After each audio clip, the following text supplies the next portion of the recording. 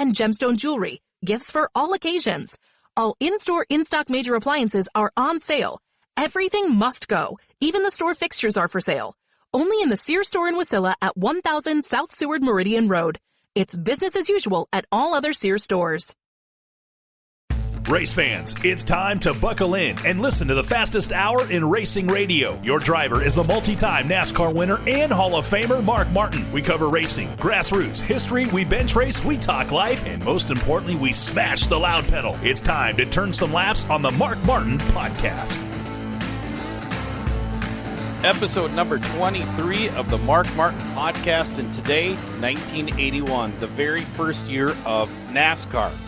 Before we get to that, make sure to hit up Mark Martin Pod, markmartinpod.com, and listen to the old episodes. Connect on social media at Mark Martin Pod on Facebook, Twitter, and Instagram. And also make sure to subscribe on your favorite podcast player. Make sure to hit that 5-star rating. Are trying to win their second game in a row. Episode that you want to go back and listen to. It's kind of a companion episode to this one. Is episode number 4. So again, markmartinpod.com. Go to episode number 4. Mark details the first 5 races in NASCAR, but we're going to expand upon that further. It's 1981. Mark, a huge year for you. The first year in NASCAR, a lot of things going on. Yeah, you know, the 1980 podcast really leads you into the 81 season because we had to build 2 late models, an ASA late model and an Argo, a little bit lesser strict rules late model, as well as Busch car, which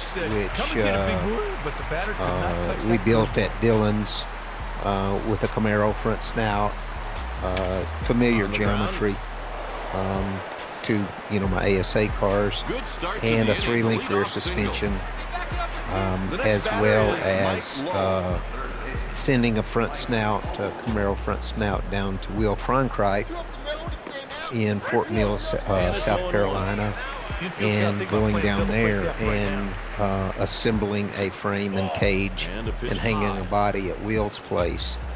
So just an enormous amount of work. So with our cars done, Speed Weeks rolls around.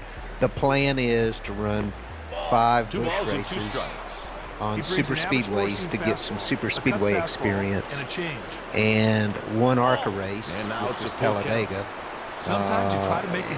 and then 5 short track cup races, and then fill in everything else, run all the other ASA, Argo, and short track crown jewel events sprinkled all in around those NASCAR and ARCA, that 1 ARCA race. So he just stole second. So we go to Daytona with the Busch car, and we unload for tech inspection, and they don't like the way we have put lead rails down the left side of the car that I believe they either hung down lower than the frame rails, or the frame rails themselves were built to a 4-inch ground clearance, and we had to have a 5-inch ground clearance. There was some kind of issue. No. I'm wrong about that. I'm completely wrong about it. They did not like the way that we built the rocker panels. The rocker panels went down and were wider across the bottom than what they liked. That's what it was. So I asked them if I could, slice at the bottom of the rockers and push them in, and they went along with that. The problem was I had lead rails on the outside of the frame rails, which pushed the rocker panel out. So we loaded the car up First pitch. Took it out of inspection, loaded the car up, took it to a local shop in New Smyrna. That's what happens when you where we could work on it, jacked it up, cut the rockers loose, and cut the lead rails off of it, and tuck the rockers in tighter and closer together so that they weren't spread out at the bottom, and showed back up the next day with the repairs made to the car.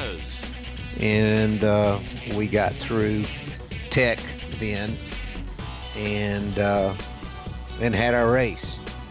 Nothing spectacular. I didn't run particularly overly great. I don't remember. I would remember if we qualified great. I would remember if we finished spectacular.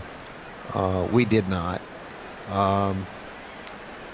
But that was that race. That was our initiation. No balls and one strike. This guy is a horse. Every time he goes out, the thing I remember was back then, it was like the very next week or the week after was Rockingham. So I took the car back home after Daytona and did some work on the body, pushed the nose down some, put Bondo on the where the nose template goes, kind of put a beak on it and made it all fit. Got her really sexy looking, because I'd looked around and seen what other guys were doing. So I sexied it up, and we went to Rockingham. It was probably 2 weeks later after the Daytona race. And we go in there, and we sat on the pole. Right here. And the pitch. So up the middle. That was pretty damn cool. But you know, I wasn't surprised. That's how good we ran all the time. Anything else we did, so it didn't shock me. But in the race, I remember, you know, not handling absolutely perfectly. And that's good managing right there. They needed to move the base runner up, and the safest way there to do were that was people were having some tire trouble, and we blew a right front going into turn 3 on the bottom, going in hard, and it made a right turn, and it hit the guardrail so freaking hard it would make your head spin. And it completely totaled that race car. There was no saving. There was nothing in it that was saving. It destroyed it. And that was Ray's car, Ray Dillon's car. And Ray was tight with his money. And Ray struggled with that. He really didn't ever get over that. He really struggled with that, was bitter about it, and didn't seem to be too happy. And we'll expand on that later. So my plan was, then I've got to find me a car. I've got to buy a car with my money to finish off my plans. And Rick Wilson had a pretty nice car that had run really well at some super speedway races, a Busch car. And I got a hold of Rick, and he said, yeah, he'd sell it. It was a lot of money. If I remember correctly, it was $25,000, which was staggering. But I really wanted it, needed it, and did have the money for it, so I bought the car. That'll be ruled an error. And and so I had a car. I bought it. No outs and a runner on first. And I didn't change anything on it. I put the motor in it, filled it up, put my motor in it, filled it up with fuel, got it all ready to do the chassis setup, measured everything, got all the numbers off of it because I knew it had hauled ass and stayed on the tires really well. So I got all the numbers off of it because I'm learning. I'm trying to learn how to set these cars up. And so I got those numbers and I knew what they were. And then I went to work on the car. And I started cutting and lightening and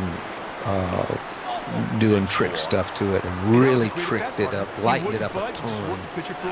It had 50.7 front weight and about 50 52 or 52.5% left side weight. So I knew left side weight was a no-brainer, but I was going to stick with that front weight. It had a big chunk of lead back by the fuel cell. Well, that's wrong. That's wronger than wrong. I knew it was wrong, but that was to get rid of some nose weight. So I changed the radiator. I did everything to get nose weight out of the car and weight out of it everywhere. And so I got it without the lead. I took the lead out and the lead case out back by the fuel cell, and I got it to 50.7 nose weight and 55% left side weight. And I had a sweetheart. Man, what a sweet race car that was. So I want to back up now because I've got that race car to finish off my planned schedule, and sweet car, and just want to reiterate that the hauler that I used has not changed again. So this is the same step van and open trailer that I've been racing for a couple years at Dillon's. I used it in the 79 and 80 season, and now was going to these NASCAR events with this bread truck and an open trailer, showing up at these things. So I just wanted to make that point. I'll go ahead and run through the Busch schedule of the events that I recall. So our next race that I remember, this may not be in sequence, is Charlotte, and we'll go to Charlotte and Darlington, both. And so we'll go to Charlotte, and I qualify second for this sweet ride. And in the race, I run fifth. So I didn't really, but I didn't have any super speedway experience and probably wasn't aggressive enough. And I believe this is the race where Ballou and Gary Ballou and Earnhardt tangle with one another, and Earnhardt after the race says that Gary Ballou's the dirtiest driver he's ever raced against, which I thought was pretty crazy. But anyway, I made an acquaintance, acquaintance with Jake Elder earlier in the season, and I'll get to that right now. So my first Cup race, get the Cup car all done. I take it out to South Bend Motor Speedway, because we're right south of South Bend, and take it out testing a couple times. It sure doesn't handle very good, but I don't know any better. When I got that car up on the scales, the weight rule back then was 3,700 pounds, and this car was built. I didn't even look at a NASCAR car. This car was built with everything that I knew about short track late model racing. So when I put it up on the scales, we were using grain scales back then. The grain scales that would go up to like 1,000. It would take 10 Ps, which was 1,000 pounds. And I dropped it on the scales and started screwing weight on it and adding the weight, and it winds up going over. The left front was over 1,100 pounds. It's unfreaking believable.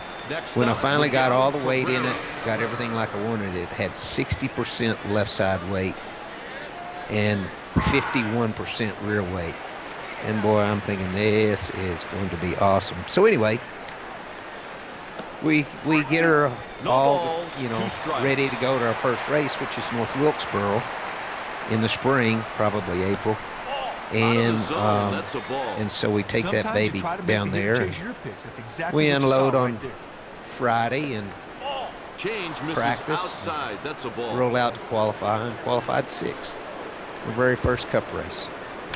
And that didn't surprise me. That seemed about like, okay, I'm racing against Bobby Allison and Darrell Walker, Cale Yarborough, you know, all the greats. Hey, this guy at the plate It can was flat out fly. absolutely, You better go right you know, after him because you don't want to put him on for unbelievable, free. really, that I had done that, but I didn't think anything of it.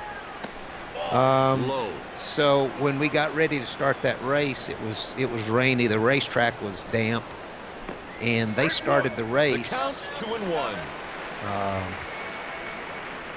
Under yellow and green. So I was freaked out because they were sending us out on the racetrack and it wasn't completely dry. I'd never done that before, never seen that before, but that was NASCAR standard procedure to help dry the track.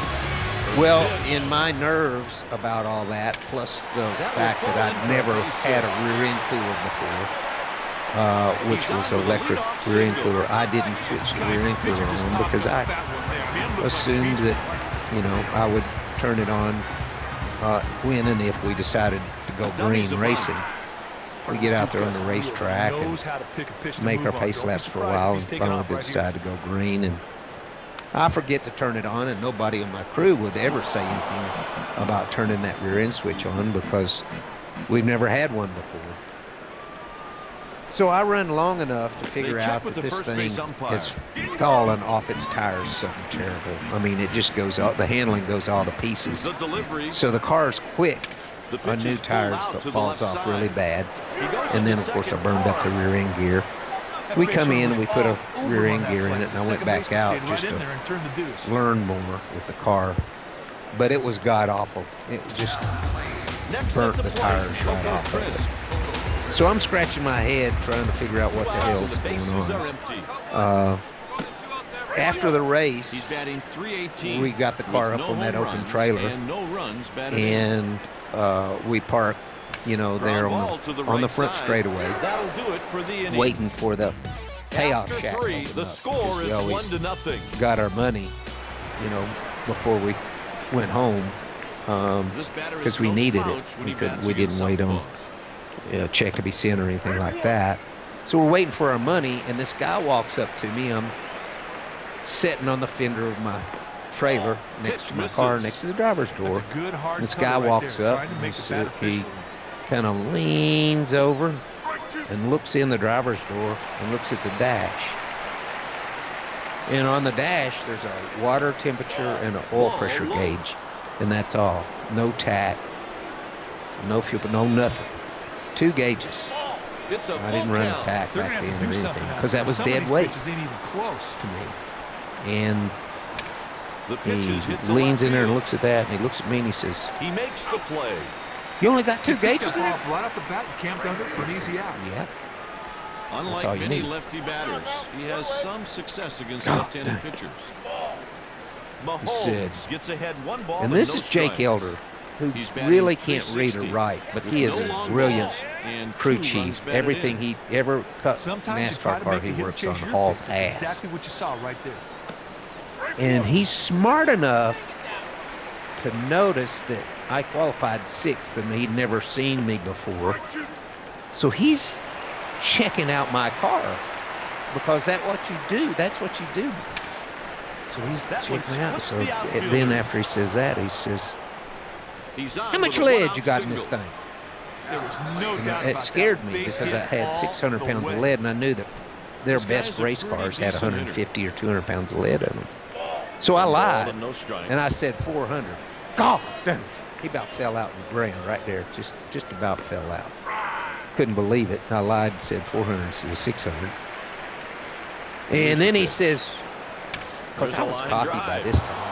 By this stage, everything I touched, turned golden, and I pretty much was very confident and probably cocky. And he said, "You don't know who I am, do you?" And I looked at him and said, "No."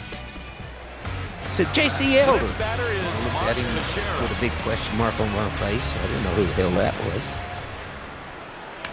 And he could tell I didn't know who he was. And he said, Jake Elder.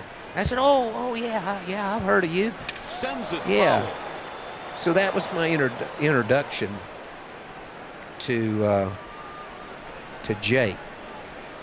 So then we take the car back home, and I'm like, man, this thing's going off the tires. I don't know what's wrong with my setup. It's fast. It just gives up too much. I don't really know what to do. I'm going to take it and test it again at South Bend. Scratching my head. I don't know anything to do. So I take it. So our next race is Nashville at the fairgrounds. So I take it down there.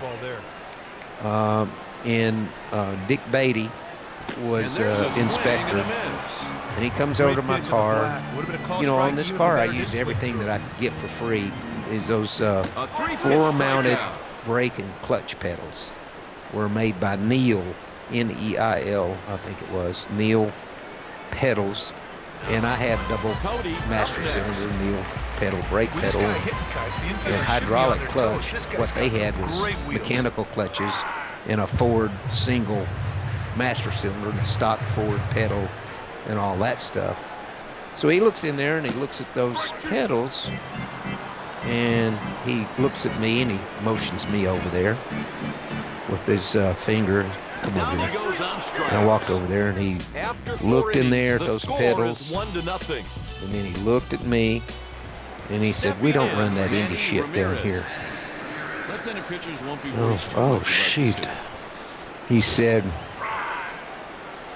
I said, "Well, could I still use those pedals if I take them off the floor and swing them from the top?"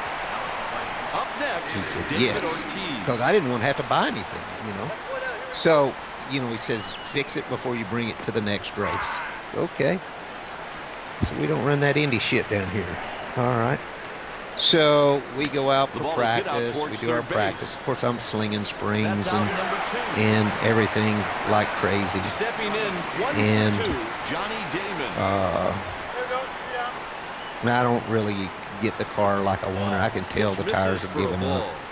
I go out to qualify fifth. Yeah, it's all right, And that's and then on race day, that's Friday night. On race day on Saturday, they have a practice. So I'm out here practicing. This thing's on hot. Our tires are getting hot.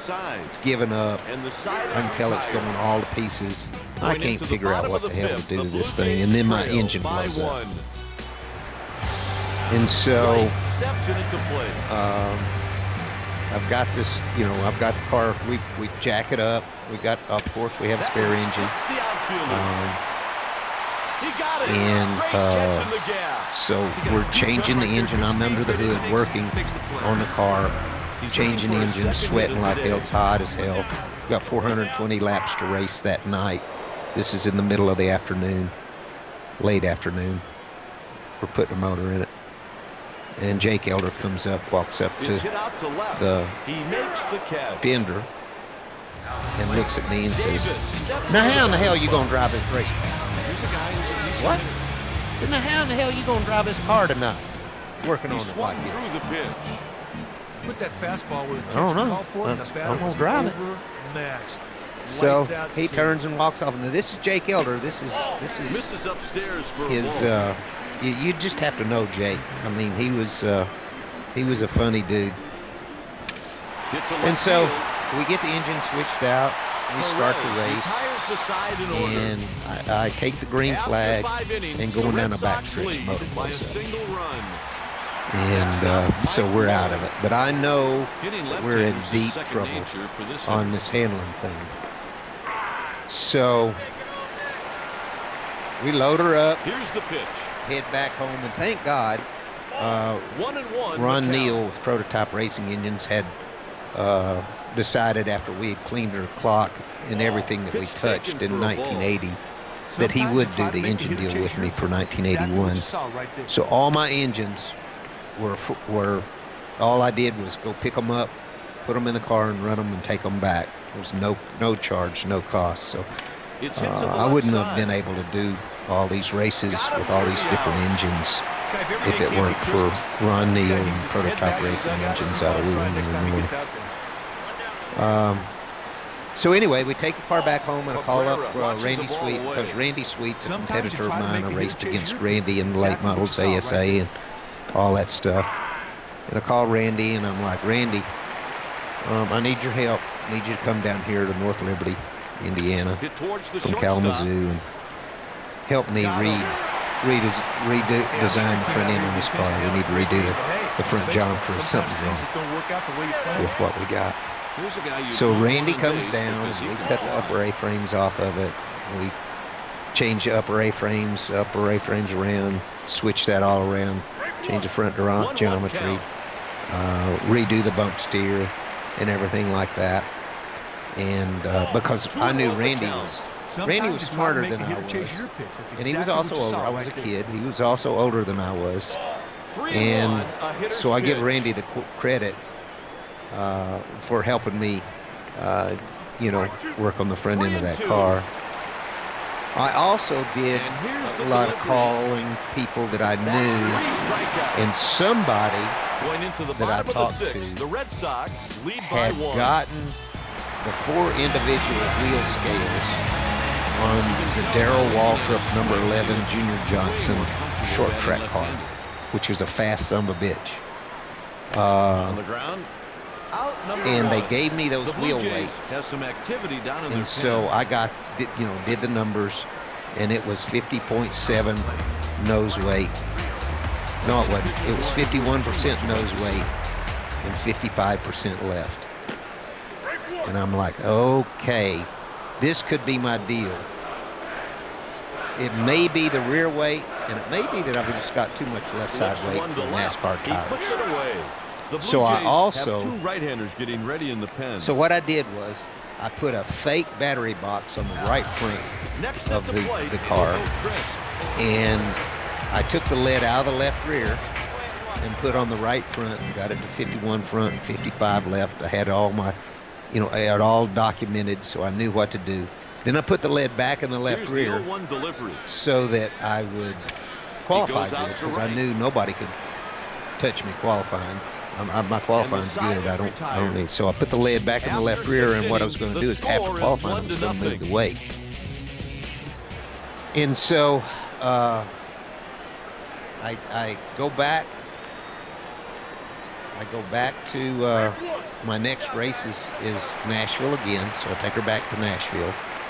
This time, I set her on the pole. This will be a tough play in left. And this time, I think I'm good. So I don't move the lead. I think I got everybody covered. I think my front end geometry's fixed my problem. That's on Friday night. Get this pole. It's the damnedest thing. I mean, all the media ain't never heard of me, didn't know who I was, couldn't believe I was on the pole. So they come over to the pits that night, picked me up in this van that had Busch beer, because it was a Busch Pole Award, took me to a press conference, and I didn't tell my guys where I was going. The count is 2-2. Because I didn't know. I didn't know I'd be gone that long. I was gone for 2 hours. Finally come back, and they're all pissed off at me because, I didn't hang around and celebrate with them. Just left them hanging. They couldn't figure out where I was. So they were mad at me. So anyway, the corners are playing the lines. The next day, steps into the box. They had practice. They need to run right now. And in your late model, when you were a bad son of a gun, you were faster than everybody, and you'd go out to practice, you'd run 3 or 4 laps faster than everybody, and you'd put your car on jack stands and just wait for the race.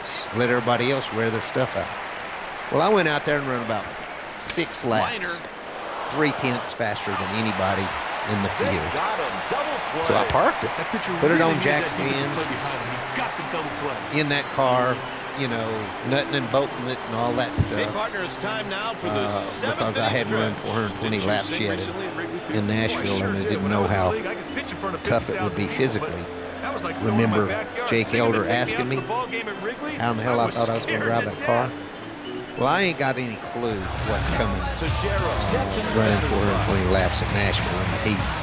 So I'm in the car working on it, checking nuts and bolts. I was actually checking the shifter, making sure that it was tight. And Dale Inman comes over. He leans his elbows on the window sill and looks at me, and he says, You got a hole in that floorboard?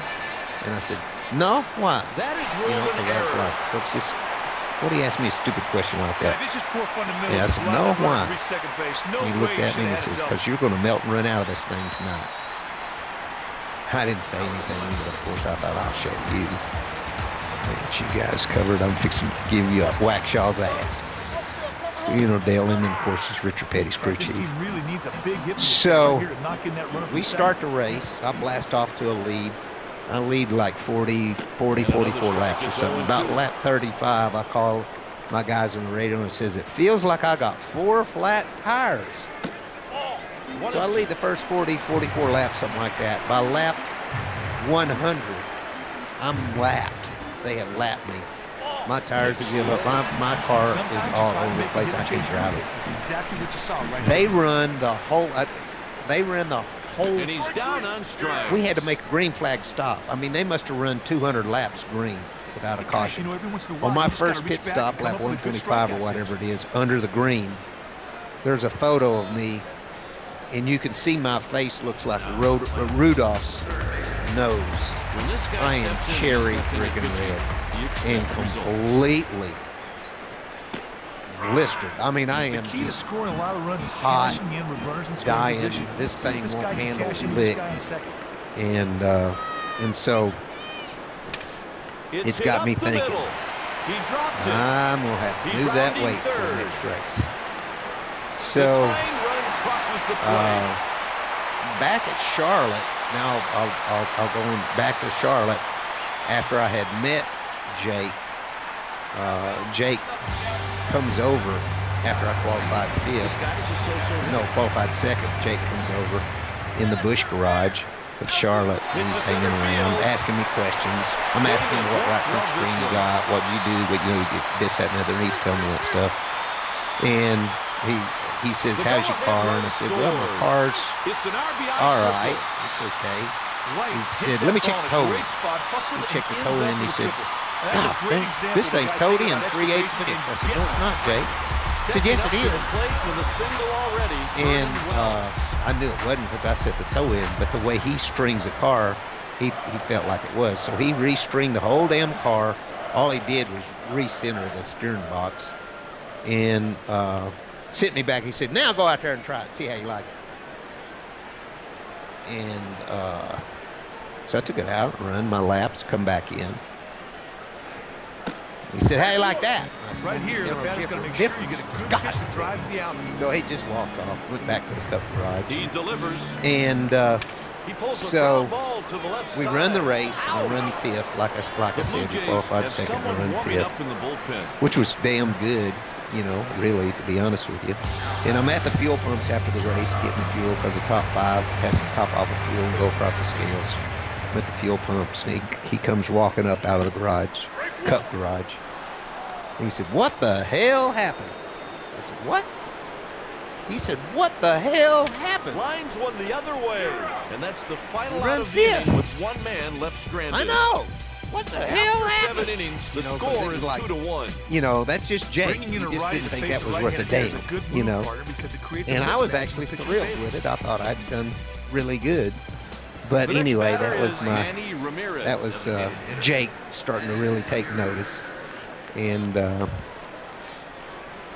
moving on, we go to Darlington with the Busch car, and I put her on He the goes outside out to pole right. there. Puts And it I was away scared to for the death out. going to Darlington's. All The I'd Blue ever heard Jays is how have a righty treacherous getting it loose was. in the bullpen. So I qualify second, and Stepping in, David Ortiz. with this new sweetheart car I got, I run fourth, I think, with it. So that was another great outing. Then we go to Talladega with it to run the ARCA race, and we qualify on the outside pole. And this is 1981. We run 200. We qualified at 196, I He think. reaches with a one-out But in the single. race, we ran over 200 miles an hour. And we won that race, won the ARCA race with it. Same car, run Charlotte with. The weighed in He'll at the pitch same run in place this and everything. situation. And then it comes time to run the Martinsville race. This is my 4th Cup race, so I know what the hell I'm going to do. I took it with all the lead in the left side, qualified 5th. Then after qualifying, put it on jack stands, took all the lead out of the left rear and put it over on the right front. 55 left, 51 front. And I've got my little ASA, pit crew and everything. Dude, we run top 3 all freaking day. I led about 40 laps of that race. Run top 3 or 4 all day long, 500 laps, and finished 3rd. And I remember like it was yesterday. It was the most beautiful racetrack I'd ever seen, with flowers around it and everything. We loaded up on that trailer, that open trailer, waited for our payoff, got our money, and drove all the way back home to South Bend, Indiana. Stopped in South Bend and got us something to eat, and went on to the shop. And it was just a bunch of young kids living a dream. And so then I guess probably is Charlotte. It's Charlotte. No, I tell you, I think that Charlotte was after Richmond. So then it's Richmond. It's going to be my final Cup race. I remember, having my lead in the left rear for qualifying and not liking the way it was handling. And I remember jacking it up and changing the right rear spring right before the qualifying and rolling it out there on the qualifying line and blasting off and sitting on the pole again. And this time I know we're in business, because after sitting on the pole, I moved the lead over to the right front. And like I had it, and so I know I'm going to be, we got a shot at winning this race. I mean, that's what I think. So we're sitting on the starting line. They say, gentlemen, start your engines. And mine cranks and cranks and cranks and won't start. They finally roll the cars off. And we sit there. My guys lift the hood, take the air cleaner off. And David Levendahl, was the guy that kind of worked on the engine. And he had put a rag in the carburetor. And here comes the hook. They're going to the bullpen. Because that's what you do if you've got the air cleaner off. Keep stuff from going down in there. But for some reason, he had forgot to take the rag out of the carburetor when he put the air cleaner on it to go through tech and get ready to start the race. So jerks a rag out of it, puts the air cleaner back on. I get her back fired up, and they throw the green flag. And that's strike 2. And after I get it running and get down to the end of pit road, the field is driving by after completing lap 1. So I start the race dead last, a lap down. And I race hard, beating, banging. I remember beating and banging with Richard Petty, and I race hard all day long, and I run 7th, 1 lap down. I swear to God, we could have contended if I'd have been on the lead lap, but I never did make the lap up. But we really ran good, and I'm just thinking, man, this is not going to be no problem. I'm gonna be able to win one of these races soon. Then we go to Charlotte with the Busch car, and this time we qualify 5th. The Red Sox but I'm getting the hang of this stuff. There's a new first and baseman coming in. We wind up running 2nd. We run a great race, top 5 all day. Run 2nd. I remember it paid $15 grand to run 2nd, which is more than it paid to win just about any race I had ever won. And I'm thinking, this is going to be okay. I'm going to be able to do this deal. And so my plan is to move to Charlotte. Matter of fact, I stayed after the race. I stayed in Charlotte, got an apartment, found a shop to use, and started making plans to move move permanently, move my shop, my equipment and everything. My dad actually started building a new hauler for me that was a Mack truck with a box truck to pull an open trailer behind it. What's waiting on deck. That's enough to and so I started making my plans for 1982 to run the full schedule and run for Rookie of the Year. First and second with short track wise was fantastic. I think one of the things that I really did that really stands out to me in 81 was, I believe it was 81, I-70 Speedway. Remember back in 1977, I went to I-70 Speedway 6 times that year for 6 ASA races. And the first one I went to, somebody wrecked right in front of me, and I hit the inside pit wall hard, and it dislocated my big toe.